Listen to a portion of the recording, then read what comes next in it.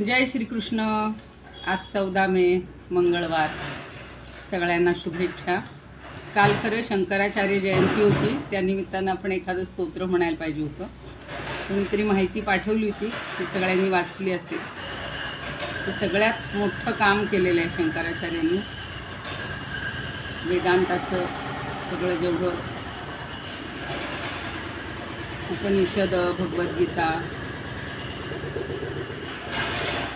वेगवेगळी स्तोत्र रचना असं त्यांनी केलेली आहे. त्यामुळे आपण त्यांना वंदन करूया कालच्या ऐवजी आज, आणि सगळ्यांना शुभेच्छा देते.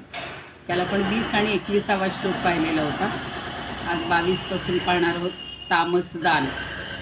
तर आमच्या शेजारी घराचं काम चाललं आहे, त्यामुळे आवाजाचा थोडा त्रास होत असेल. येतोय का आवाज माझा? हां.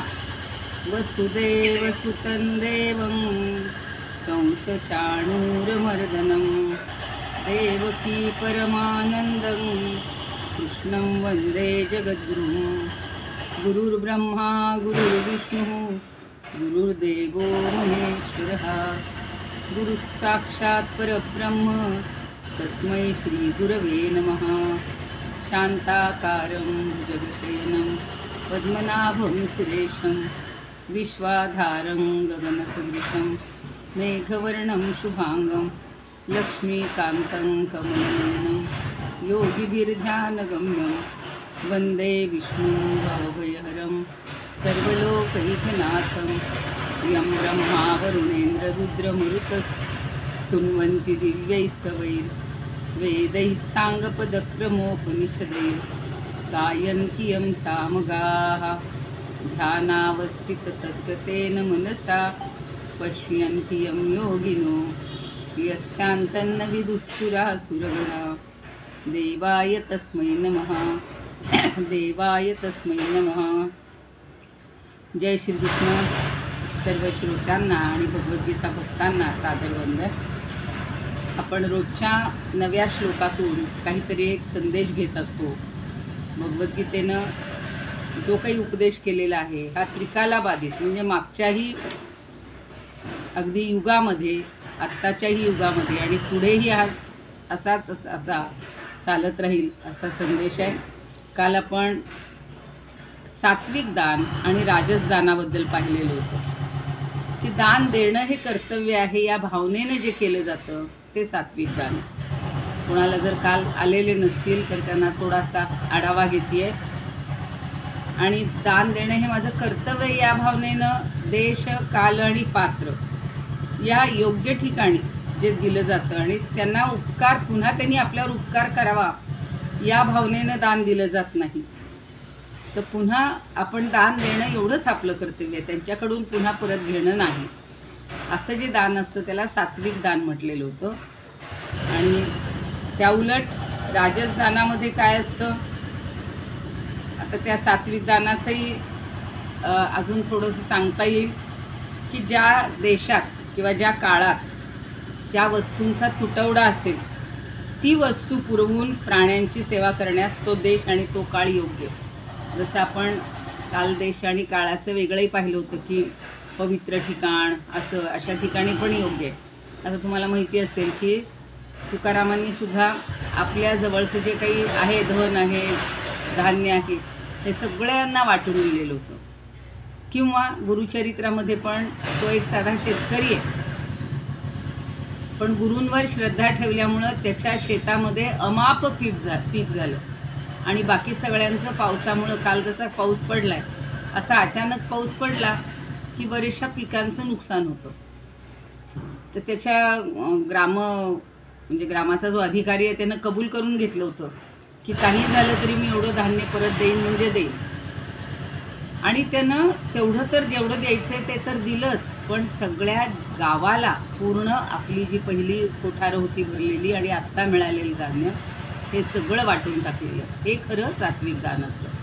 नाहीतर आपण पाहतो की कमी किमतीत धान्य विकत घ्यायची आणि जास्त किमतीत जेव्हा तुटवडा पडेल तेव्हा भरपूर किमतीत विकायची.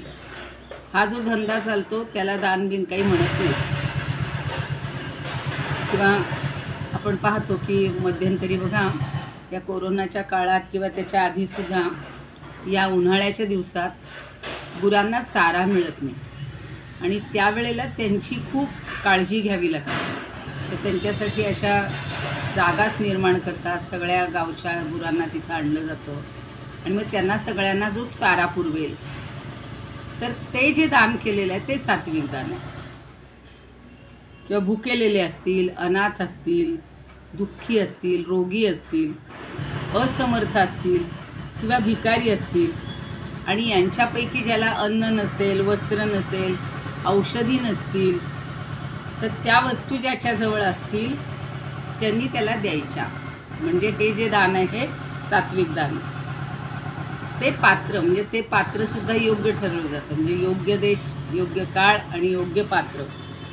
आणि श्रेष्ठ आचरणाचे जे विद्वान असतील, ब्राह्मण असतील, अशांना सर्व पदार्थांनी सेवा करण्यास योग्य पात्र समजलं जातं.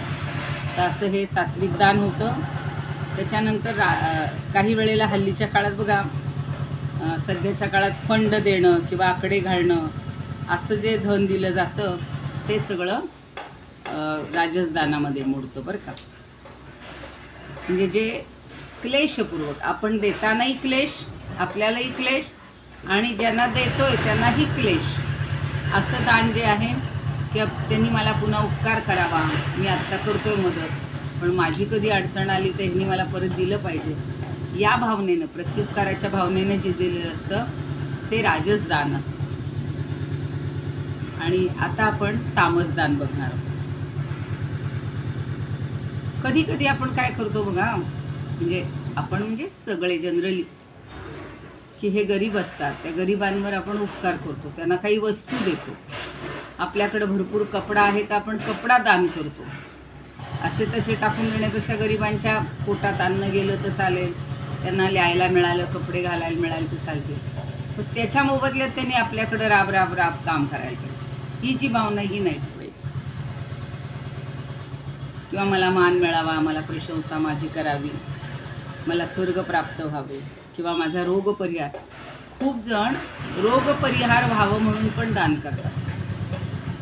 तर हे सगळं जे आहे ते राजसदान. आणि आता कुणाला दिलं जातं तामसदान, तर सगळ्यात निकृष्ट प्रतीचं आहे. तामसाचा अर्थच आहे तमस. अदेशकाले यद्दानम अपात्रेभ्यश्च दीयते असत्कृतमवज्ञातं तत्तामसमुदाहृतम्. अदेशकाले, मगाशी सांगितलं होतं देशे कालेच पात्रेच, आता इथं म्हणतात अदेशकाले, म्हणजे योग्य देश नसताना, योग्य स्थळ नसताना, आणि काळही, पुन्हा काळ, योग्य काळही नाही, अयोग्य वेळी जे दान दिलं जातं. यत दानम अपात्रेभ्यः च, एवढे 4 शब्द आहेत. यत दानम अपात्रेभ्यः च दीयते.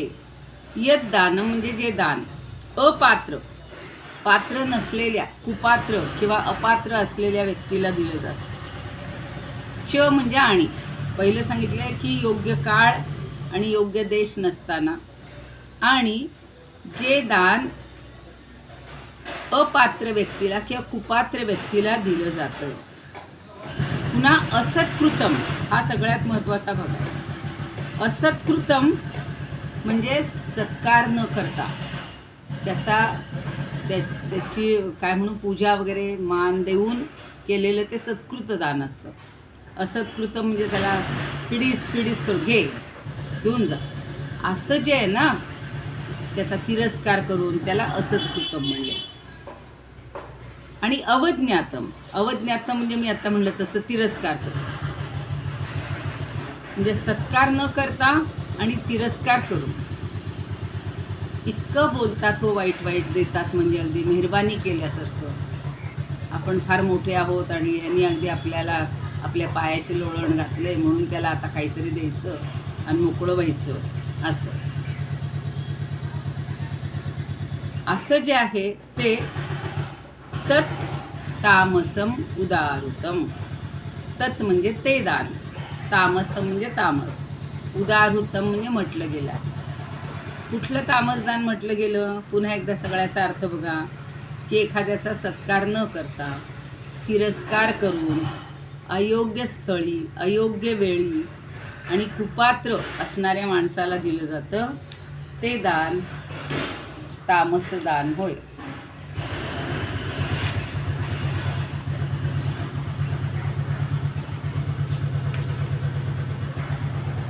करुणी भावना तुच्छ देशाधिक न पाहता अनादरेची जे देणे जाणते दान तामस.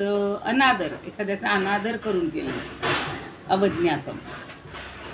आणि संत तुकाराम महाराज म्हणतात दान धर्म तमीनसे संस्कारू.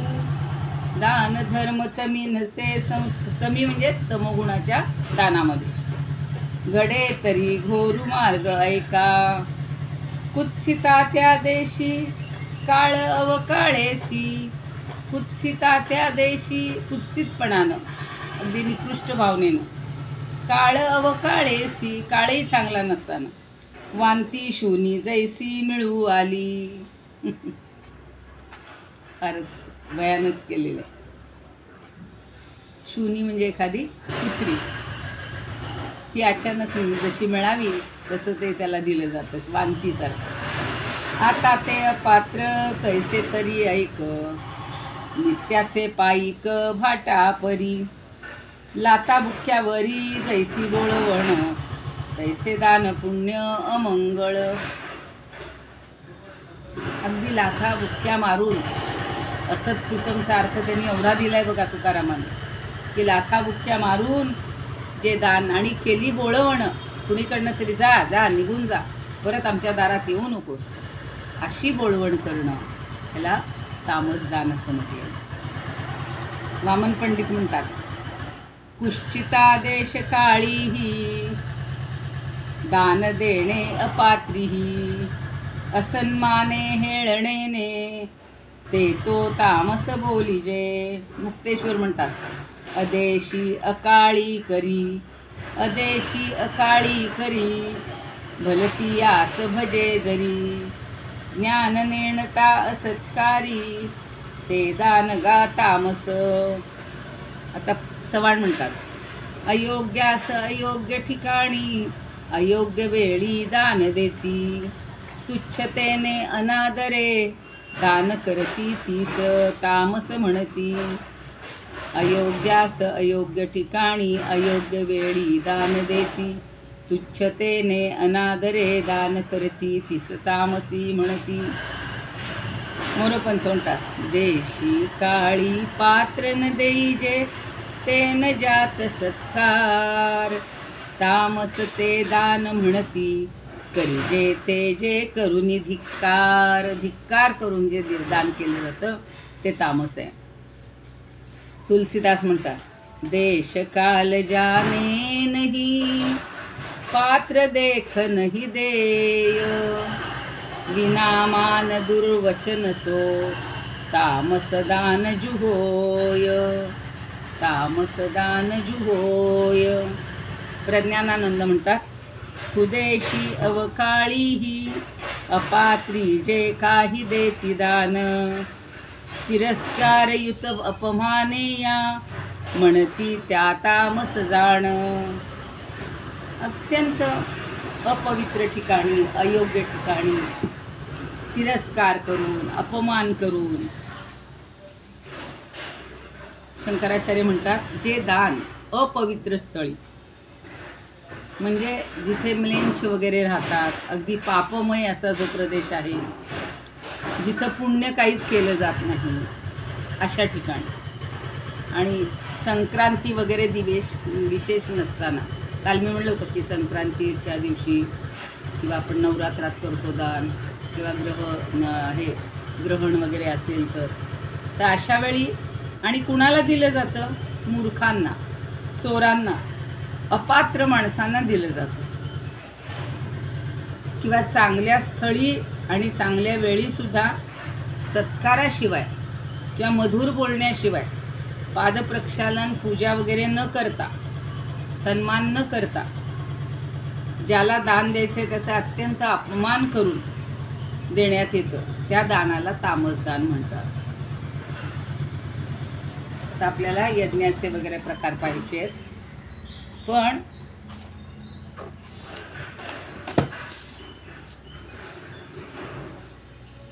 हे जे असत्कृत जे म्हटलेलं आहे त्याची काही आपल्याला उदाहरणं सांगता येतील.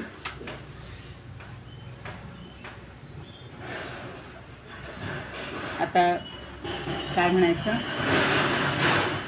एखाद्याला तामसी लोकांची स्तुती केली म्हणजे आता हे लोक कसे असतात बघा, मागं पाहिले की भूत प्रेताचे उपासक असतात. त्यामुळं त्यांच्याकडं ब्राह्मणाचं काही कामच नसतं.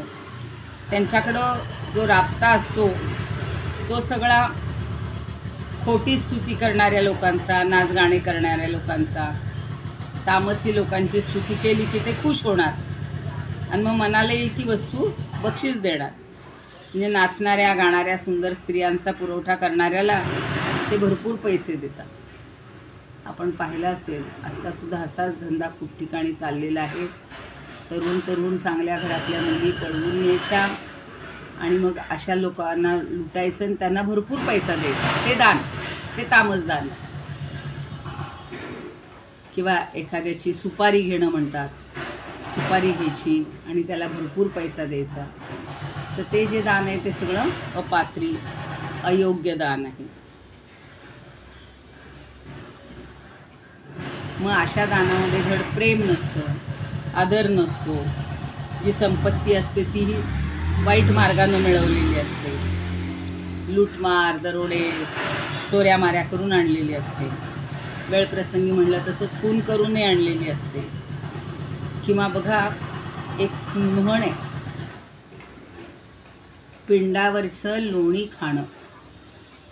म्हणजे इतके कद्रू लोक असतात ते की मृत माणसांच्या अंगावरचे सुद्धा दागिने आणि वस्त्र हे सगळं घेऊन बायकांना दान करतात. आता कधी कधी बायकांची पण कीव करावीशी वाटते की फुकटचं मिळवलं म्हणून काहीही घ्यावं का आणि कुठलंही घ्यावं का. नाहीतर ते अशा काही लोकांच्या अंगावर टाकून देतात. इतका मास त्यात तामसी लोकांना असतो की एखादा कोणी नडलेला असेल, पैशासाठी अडलेला असेल, तर जर एखादा ब्राह्मण धनाच्या आशेनं त्या तामसी लोकांकडे गेला तर त्याचा आदर न करता, त्याला बसण्यास आसन न देता, त्याची आपुलकीनं चौकशी न करता, अपशब्द वापरून, अनादर करून, एकेरी नावानी, अगदी बघा नाहीतर म्हाताऱ्या माणसांना थेरड्या म्हणायचं, बामणा म्हणायचं, अशा भाषेनं अवहेलना करून जे दान दिलं जातं गरजू माणसांना. पूर्वीच्या काळी फार वाईट परिस्थिती होती. ब्राह्मण काही असे खूप पैसा कमवत नाही आणि अगदी 4 आणे 10 पैशावर त्यांचे व्यवहार, पूजा वगैरे अशा गोष्टी ते करायचे. मग असा जर एखादा घरामध्ये काही अडचण आली आणि नडून गेला कोणाकडे, तर ते लोक इतकी त्याची अवहेलना करायचे. म्हणून ज्ञानदेवांनी सुद्धा खूप त्याचं वर्णन केलेलं आहे की भाट, गारुडी, वेश्या, जुगारी अशांसारख्यांना भूल पाडणाऱ्या मूर्तिमंत भुरट्या चेटक्यांना, तशाच फुलाचा, उटीचा कोमल सुवास आल्यामुळं जणू काही अंगात विषय लोभाचा वेताळच संचारला आहे. अशा मनाच्या स्थितीत जगाला नागवून आणलेल्या संपत्तीचं एखाद्यानं अगदी अन्न छत्र घालावं, अगदी दुष्ट माणसांनी, तसं दान देणं हे जे आहे हे सगळं तामस दान म्हटलेलं. आणि अशा योगावर, योग म्हणजे वेळ, काळ, करण, योग असे पंचांगात 5 हे असतात बघा, तिथी, वार, नक्षत्र, करण आणि योग. तर अयोग्य अशा योगावर दान देणं आणि पुन्हा मागायला आलं तर त्याला अगदी तिरस्कृत करणं, लाखाबुक्यांनी मारणं, अशा प्रकारचं जे दान आहे ना हे सगळं तामसी दान आहे. आणि ते कुणीही स्वीकारू नये. फुकट जरी मिळालं तरी घेऊ नये. आता तर बघा परदेशातून किंवा इतर धर्मीय स्वतःची पुस्तकं खपवत असतात, फुकट देतात, ते सुद्धा कधी घेऊ नये. आपल्या इथे त्याच पुस्तकाला किंमत जास्त मिळते, लागते द्यायला, छपाईचा खर्च आलेला असतो. पण अशी जी फुकट दिलेली जी असतात ना दानं, ही सुद्धा कधीही आपणही घेऊ नये, स्वीकारू नये. म्हणजे ते तमोगुणाच्या आधारावरच दिलेलं असतं आणि म्हणून ते आपल्याला योग्य वाटत नाही. आता पुढचा श्लोक बघा. आता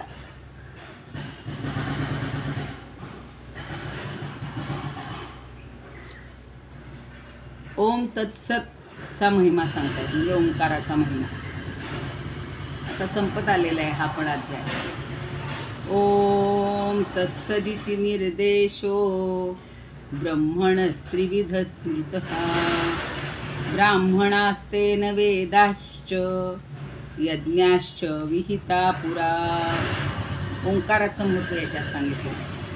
ओम तत् सत इति असा तो संधी आहे. तत् सत इति. निर्देशः विसर्गाचा ओ झालाय. निर्देशो म्हणजे निर्देशः. ब्रह्मणः त्रिविधः स्मृतः. ब्रह्मणः म्हणजे सच्चिदानंद घन अशा ब्रह्म्याचा किंवा ब्रह्माचा असा हा निर्देश आहे. काय म्हणून आहे? ओम तत्सत. आणि असा त्रिविधः म्हणजे 3 प्रकारचं निर्देश म्हणजे त्याला दाखवण्याची खूण किंवा नाव. आणि ब्राह्मणाः तेन वेदाः च यज्ञाः च विहिताः पुरा. छोटे छोटे संधी आहेत. ब्राह्मणाः म्हणजे ब्राह्मण, तेन म्हणजे त्याच्याकडून, वेदाः च वेद, यज्ञाः च यज्ञ, आणि विहिताः म्हणजे निर्माण केले गेले. म्हणजे ब्रह्मा जो आहे, ब्रह्मानी ही सृष्टी निर्माण केली म्हणतात. परमात्म्यांनी त्याच्यावर जबाबदारी सोपवली की आपलं ब्रह्मांडाची निर्मिती करा, सृष्टीची निर्मिती करा. मग ही जी 3 नावं आहेत, ओम तत्सत, अशी 3 प्रकारची सच्चिदानंद घन ब्रह्माची नावं आहेत. ब्रह्मा आणि ब्रह्म वेगळा आहे, ब्रह्मदेव वेगळा आहे. तर ही 3 नावं ही ब्रह्माची आहेत. ते निर्गुण निराकार असं असल्यामुळं ओळखायचं काहीतरी पाहिजे ना खूण त्याला, म्हणून ओम तत्सत ही 3 नावं त्याला दिलेली आहेत. आणि त्याच्यापासून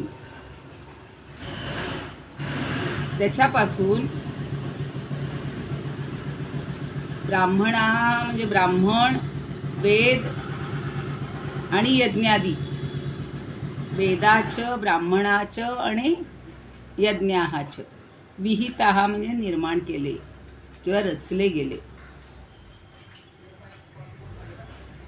तर ही ओंकारातून सगळ्या वेदांची रचना झालेली आहे. ओम हे त्यातलं प्रमुख अक्षर आहे किंवा प्रमुख तत्व आहे.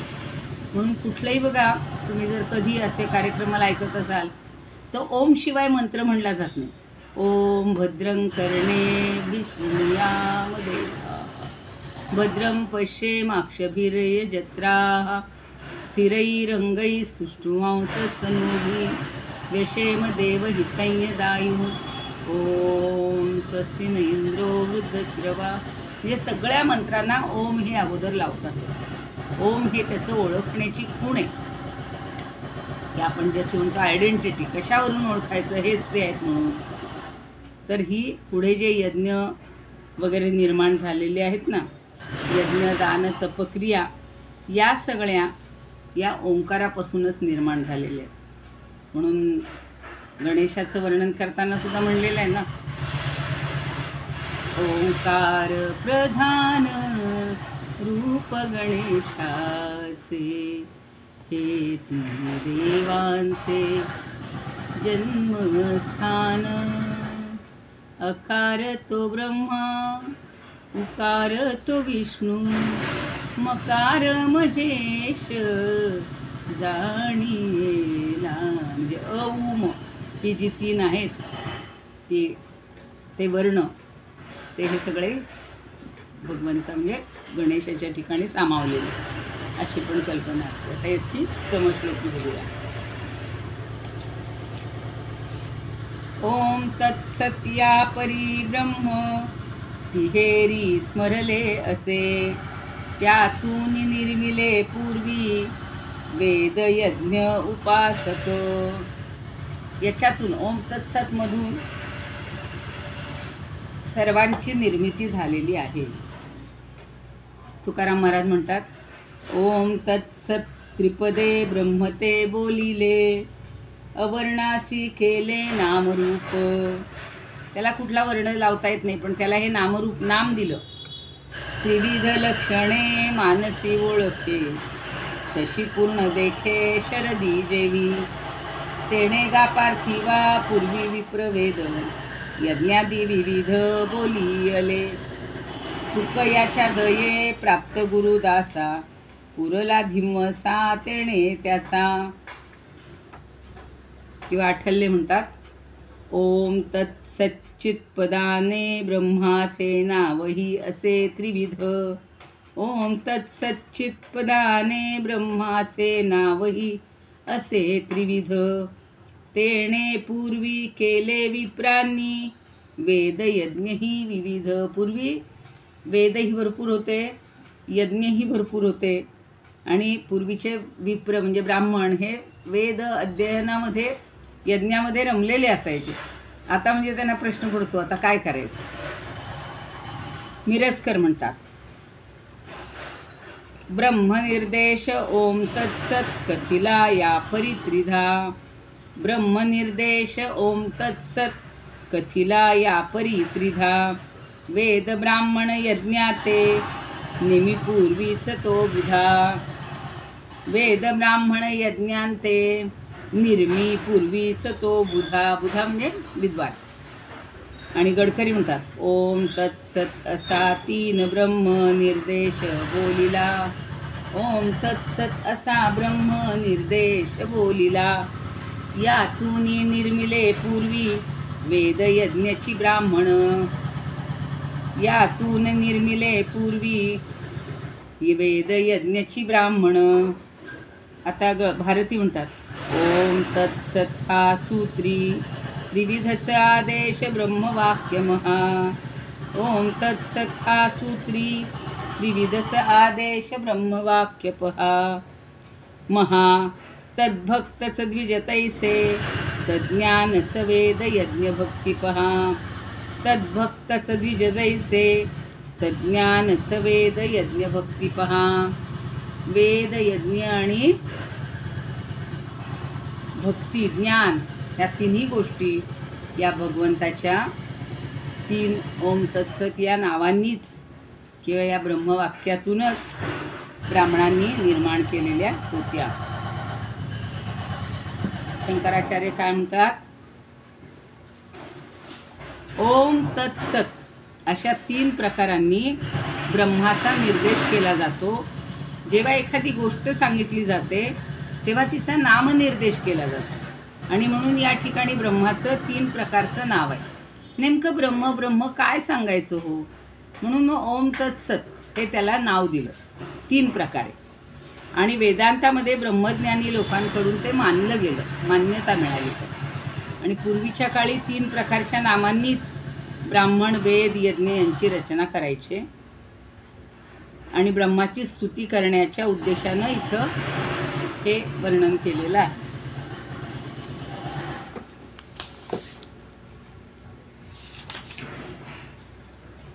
मी आत्ता म्हटलं तसं कुठलीही निर्गुणाची, निराकाराची, अव्यक्ताची या ब्रह्माची, ज्याला रूप नाही, निर्गुण निराकार आहे, रूप नाही, तर त्याला काहीतरी निर्देश करायला की ते ब्रह्म, ते म्हणजे कसं, ओम तत्सत. म्हणून ओम हे नाव उपनिषदांनी ठेवलं आहे. आता लहान बाळाला बघा, जन्मलेल्या बाळाचं नाव आपण काहीतरी ठेवतो, आणि मग ते नाव ठेवलं की तो व्यवहार करायला दैनंदिन जीवनामध्ये त्याला काहीतरी एक ओळख मिळते, आयडेंटिटी मिळते. तसं या ब्रह्माला काय आयडेंटिटी, तर ओम तत्सत. आणि म्हणून एक देव एक भक्त या नात्यानं परमेश्वराच्या रूपाची उपासना करता यावी. एकच ओम तत्सत. एक हे पण चांगलं आहे बघा, असंच भजन, ओम तत्सत नारायण तू पुरुषोत्तम गुरु तू, स्कंद विनायक सविता पावक तू, सगळा तूच आहेस. तसं ओम या नावानं जप पण केला जातो. म्हणजे ओंकाराच्या जपांनी सुद्धा आपण ब्रह्माची उपासना करू शकतो. परमेश्वराच्या रूपाची उपासना तरी कशी करणार, आता सगुण रूपाची आपल्याला करता येते, राम कृष्ण हरी, श्रीराम जय जय राम, किंवा गणपती राघव राजा राम, ते तशी आपण भजनं किंवा हे लावू शकतो. पण या निर्गुणाला काय लावायचं, म्हणून त्याला ओंकाराने जप. म्हणून ओम किती येतात. ओंकार साधनेची पण खूप शिबिरं असतात, त्याचे क्लासेस चालतात, आणि ते सगळं शिकलं की आपली ओंकाराची साधना होऊ शकते. मग त्या ओंकारातूनच या ब्रह्मदेवानं सृष्टी निर्माण केलेली आहे. सगळी सृष्टीची रचना करण्याचं सामर्थ्य त्या ब्रह्मदेवाला कुठून आलं, तो ओंकारापासून आलं. मग आधी त्यांनी सप्तऋषी जन्माला घेतले, प्रजापतीला उत्पन्न केलं, मग हळूहळू सगळ्या सृष्टीची उत्पत्ती झाली. आणि ओम हा मंत्र ब्रह्मदेवानंच सिद्ध करून ठेवलेला आहे. शास्त्रानं तो अतिशय पवित्र मंत्र मानला जातो. आणि तत् म्हणजे ते सुद्धा परमेश्वराचंच आहे. आपल्याला ते ब्रह्म असं म्हणता येतं, हे ब्रह्म म्हणून दाखवता येत नाही. म्हणून ओम तत् सत, सत म्हणजे जे सत्य आहे. त्यानंतर आपण तत्वमसी, अहम ब्रह्मास्मी, ही जी सगळी महावाक्य नंतर निर्माण झाली, ती हे ब्रह्माचं निर्देश करण्यासाठीच आहेत. तर इथून पुढं असं लक्षात ठेवा की ज्ञानदेवांनी सुद्धा त्याच्याबद्दल बरंच सांगितलेलं आहे. ओम तत्सत या ब्रह्मनामाची महती वर्णन केली आहे. तरी ते म्हणतात, तर्या नादू परब्रह्म जे जगदादी विश्रामधाम, तयाचे एक नाम त्रिधा पै असे, ते खीर नाम जाती परी अविद्या वर्गाची आराती, माझी ओळखावया श्रुती खूण केली. श्रुतींनी वेदांनी खूण केलेली आहे. म्हणून हे काय म्हणूया आपण की हे सर्व विश्वाचं मूळ कारण आहे, विश्रांतीचं स्थळ आहे. अनादी परब्रह्म याला एक या म्हणजे या पदानं एक नाव तिहेरी आहे. ओम तत्सत एकच नाही ते. वास्तविक परब्रह्माला नाव नाही आहे, जातही नाही, काही रूपही नाही, काहीच नाही. पण लोकांना काहीतरी पाहिजे ना, काहीतरी एक क्लू पाहिजे, काय करायचं, म्हणून ओंकाराची निर्मिती केलेली आहे. आता पुढचा श्लोक पण तसाच आहे, फक्त आज म्हणून ठेवूया आपण. तस्मादोम इत्युदाहृत्य यज्ञदानतपक्रियाः प्रवर्तन्ते विधानोक्ता सततं ब्रह्मवादिनां. म्हणजे ओंकाराचा प्रयोग कसा करायचा, तो कधी वापर करायचा, हे सगळं कोणत्या क्रियांच्या वेळेला करायचा, हे सगळं आता 24व्या श्लोकात सांगितलेलं आहे. संधी बघा. तस्मात ओम इति उदाहृत्य. तस्मात म्हणजे म्हणून, ओम इति उदाहृत्य, ओम अशा नावानं किंवा ओम या अक्षराने सुरुवात करून, उदाहृत्य म्हणजे उच्चारण करून काय केलं जातं, यज्ञदान तपक्रिया.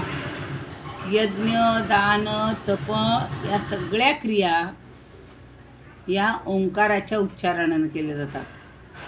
आणि प्रवर्तन्ते विधानोक्ता. प्रवर्तन्ते म्हणजे प्रवृत्त होतात, विधानोक्ता म्हणजे शास्त्रविधीनं सांगितल्याप्रमाणे, शास्त्रविधीनं सांगितलेलं असतं अशा पद्धतीनं द्या. तर कुणाला सांगितले, ब्रह्मवादिनां, जे वेदमंत्राचं उच्चारण करणारे श्रेष्ठ पुरुष आहेत, ब्रह्मवादी आहेत, त्या श्रेष्ठ पुरुषांकडून त्या वेदमंत्राचं उच्चारण केलं जातं. सतत केलं जातं. आणि ओम इति उदाहृत्य, ओम म्हणूनच त्याचं उच्चारण करून सगळ्या ज्या क्रिया आहेत त्या प्रवर्तन्ते. म्हणजे यज्ञ दान तपरूप क्रियांची सुरुवात कशी होते, ओम या अक्षरापासून किंवा ओम या परमात्म्याचा उच्चार करूनच होत असते. म्हणजे ओमला किती महत्त्व आहे बघा. मग अशी म्हणलं तसं एखादी सभा झाली किंवा एखादा ठराव करायचा असेल तर त्याला नुसतं हो हो म्हणण्यापेक्षा ओम ओम ओम असं 3दा म्हणून सुद्धा त्या ठिकाणी ओंकाराचा उच्चारण करून एखाद्या गोष्टीला म्हणजे होकार दिला जातो. आपण इथे थांबूया.